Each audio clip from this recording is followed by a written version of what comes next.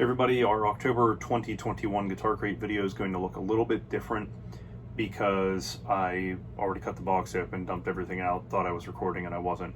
So for those of you who have seen these before, go ahead and skip about 30 seconds. I'm going to go over the brief introduction that I go over every month. Guitar Crate is a subscription service. You can choose different levels. There is a single pack of strings, 2 packs of strings, 7 8-string offerings, acoustic, bass guitar, and a pedal of the month club offering. I subscribe to the $40 a month where I get 2 packs of strings, and it comes in a box. It's 3 by 5 by 8 is the size of the box, and the $40 includes shipping. It includes tax. You get your 2 sets of strings and then some random goodies. Now you do get to pick the gauge of strings and the brand of strings. So typically in these videos what I do is I cut the box open, I throw everything out on the and then I throw the box. Well, can't reopen what's already been opened. So this month we got our 2 packs of strings, and I get the DAddario XL. These are not NY XLs, these are just regular XLs. I think this is the best string for the money that's out there. I think there are a couple other options that you may enjoy more. For example, the DAddario NY XLs are very, very good. And the other ones, the Ernie Ball Cobalts, they're very good too, but they cost a lot more, and I don't think that the value for them is better enough to justify what you pay. I think I said that correctly. So what I mean is there's the point of diminishing returns. For example, I had an uncle, he really enjoyed GHS boomers, and the problem with the GHS boomers, in my opinion, was they sounded great for about an hour, hour and a half, and then after that, just the tone was completely downhill. Another product that I greatly enjoyed for a long time was Dean Markley, just the regular pack. It was a great string that was very consistent, and then I had switched to the Blue Steels, but a buddy had turned me on to the DAddarios, and I just like them. I don't have string breaking problems. They last, they work. They do what they need to do. So I think this is the best value that you can get out there.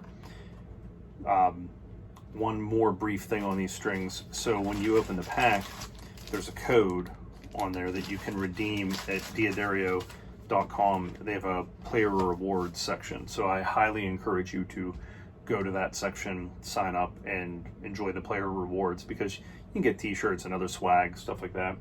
So back to Guitar Crate, we got a Dunlop cleaning cloth.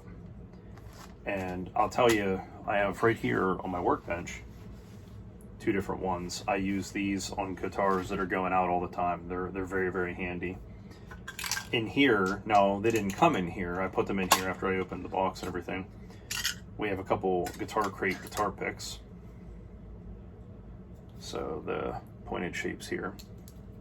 And a tin. So it's a sliding lock tin. You can put your picks in here, throw them in your case so they're not bouncing around. Now you just have a tin bouncing around, I guess. Pretty cool though. It's branded. It says Guitar Crate on one side, has their little logo on the other. And then we got Music Nomad Tune It. It says every string, every time. And you would put this on points of contact that would not be the fret and not the tuners. So for example, the bridge saddles, the nut, string trees, things like that. And it has an applicator in there too, make it longer, I guess, precision. I'll come back to this because I actually want to bitch about nut lubricants. It's very hard to not say that and laugh. And then last, the other item we have is this locket strap. It says it's made in the USA, and it comes with a disclaimer. And it says limit of liability. Since there are so many variables associated with guitar playing, we cannot and do not guarantee absolute guitar security. No one can and no one does. Visit our website for additional information. And then what I did in the video that I thought I recorded was I took this guitar and I put this strap over this button and I made sure that it locked. And then I took this and I bounced it a few times and it popped right off. And it took about 8 bounces. And normally, what I do with guitar straps that they send that I don't want is I put them in the extra bin I have. I have a bin that when you purchase something off of me from, say, Reverb or eBay, I usually toss in an extra set of strings, a strap, some picks, some random stuff, just goodies. This will not make it into that. This is going right to the rubbish bin. And part of my philosophy on the throwing extra things in when you buy a guitar, I started playing guitar back in the day when you'd go to the music store, you would try the item out, and then when you bought an instrument, they usually tossed in a cable, and it wasn't anything great, but I mean, you know, you just spent the money on a guitar, they threw you a cheap cable, they gave you a couple sets of strings, handful of picks, and they treated you a little bit different. Like now, it's just so sterile. You go in and here's a guitar, get the hell out. You know, you probably shopped me online, whatever. So I don't know. The guitar buying experience isn't the same as what it was when I was younger. So let's get back to this here. This has nothing to do with Guitar Crate. So actually, you know what I'll do? I'll wrap up the Guitar Crate portion and then I'll bitch about this. So the Guitar Crate thing, it's really cool that every month you get new items that you may not have otherwise been exposed to. For example, the strap may be refined. It could be a good product. I didn't like it after bouncing a guitar like this just a few times. It wasn't that I was throwing the damn thing in the air or anything. I mean, I'm sure this is better than just a regular strap, but I was going somewhere with that. But that guitar strap, that would not be something I would have normally found. This would not be a product I would normally look for.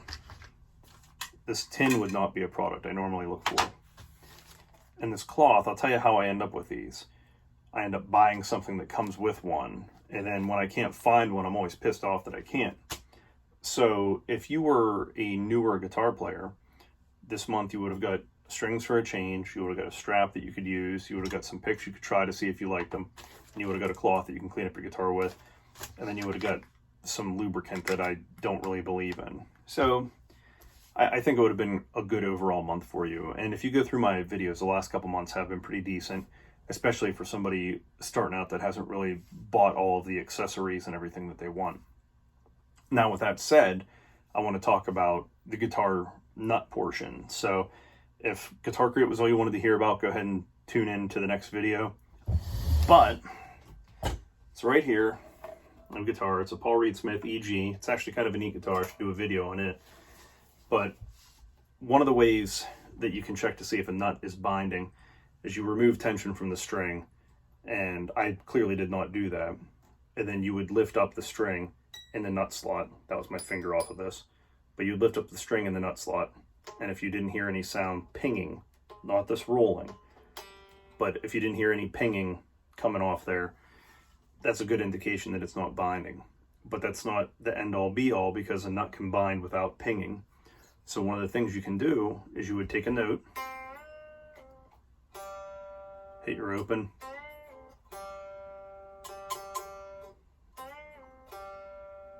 you hear how we go back to pitch every time. We don't have a problem with returning to the pitch that the note started at. We can go behind the nut, and we end up back in pitch. That shows that the nut is not binding on this instrument. In some cases, what some folks would do is they would take this to their local tech and say they bent this note, then they hit their open and it didn't return to pitch. Let's say it went flat. Their guitar tech might say, oh, use some of this. That doesn't fix the problem. That just puts lubricant over something that's a problem. The proper way to fix that would be to take the string out of the slot, kiss it with the file, put the string back in, repeat the test, see where you're at, so on and so forth. Now, if your bridge saddles are breaking strings or causing tuning issues, you would want to smooth that out, file, and then different abrasives all the way up through, because you want a smooth rolling contact surface there. So this kind of product I'm not a fan of at all. I think that a properly set up guitar with a properly cut nut and proper saddles does not need any lubricant whatsoever. I haven't used it on any of my guitars. I've had no need for it. But like anything, I mean, Spanish fly sold for a while, so why not nut sauce? All right, we'll come at you next month with a new video. Take it easy.